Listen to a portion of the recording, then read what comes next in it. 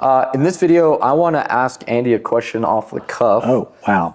I want to ask Andy, will a 50-year mortgage make it any better in the real estate market? In terms of increasing sales?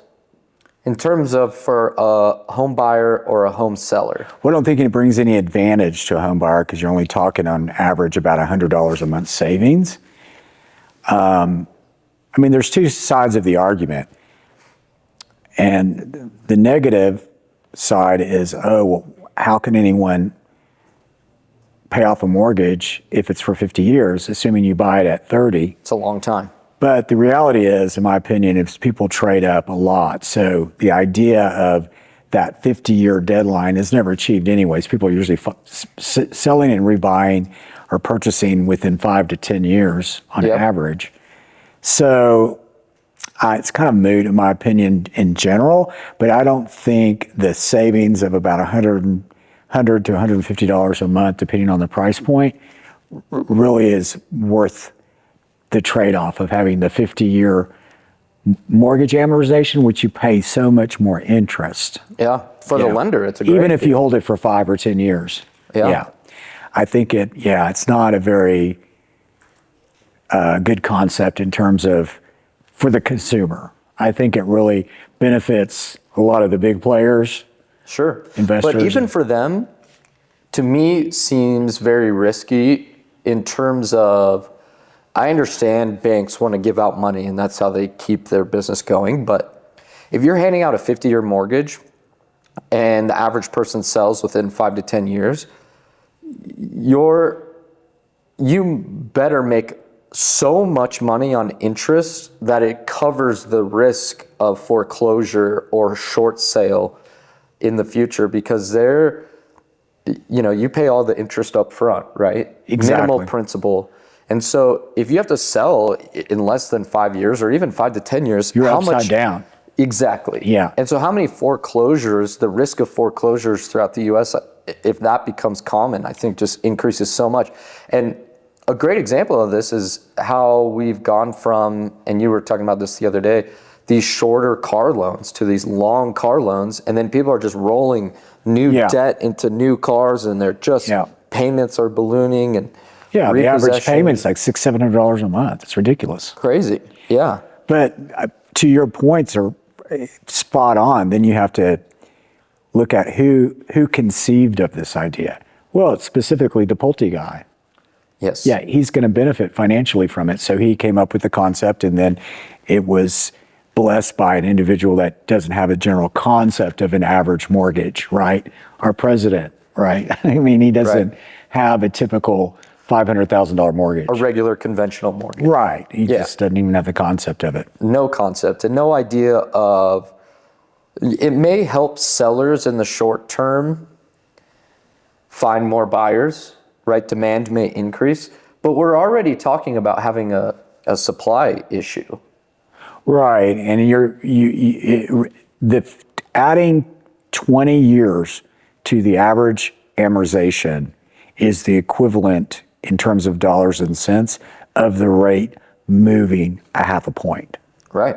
And that's my point too, is because there's more risk for the lender, right, they are going to in turn ask for a higher interest rate. Right, and there's longer mortgage insurance, all these things that add to, actually, I don't even think you're going to have a savings. By the time you look at how much longer you have mortgage insurance on a 50-year amortization with basically zero contributions to the equity of the house, you probably are in the hole to begin with.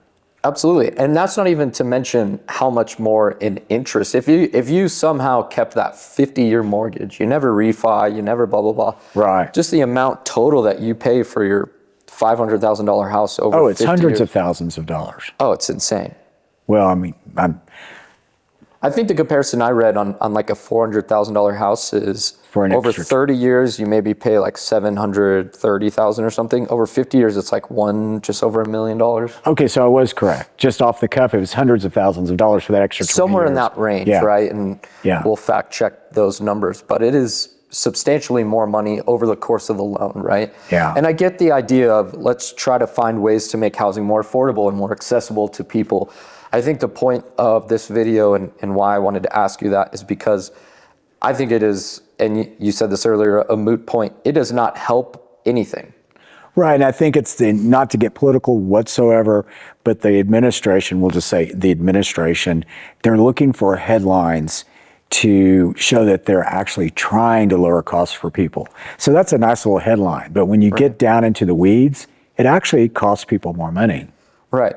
And I like the administration, and that's, I think, what they ran on, is helping the lower to middle income families in the U.S. And a lot of this, the tariffs so far, the way that administration is going about things doesn't feel like we've helped them, right? Lower inflation. Right. It's kind of gone back up a little bit, right? So again, not to get political, but I just think this is, it's good that we're having debates and talking about ways that we can make real estate and housing more affordable for people in the U.S. But I was talking to a client, he lives in Switzerland right now, and he was explaining to me that the average mortgage there is 15 years, 20 years at most, and their interest rates are like 2%. Yeah. And that's just because there's not a lot of movement within the country. But it's just interesting, we're talking about this huge country where you have places like San Francisco and places like Albuquerque or Santa Fe, and those are all a part of this huge market, and trying to find solutions, I get, is difficult. I think it's great we have conversations, but this just isn't it. Going back to Switzerland, you said, I would suggest to you, without a bit of factual basis, is those folks are buying shelter. They're buying a home, and they live in it for the duration. Where here the culture is, first thing out of a first-time home buyer's mouth is, I want to make a good investment.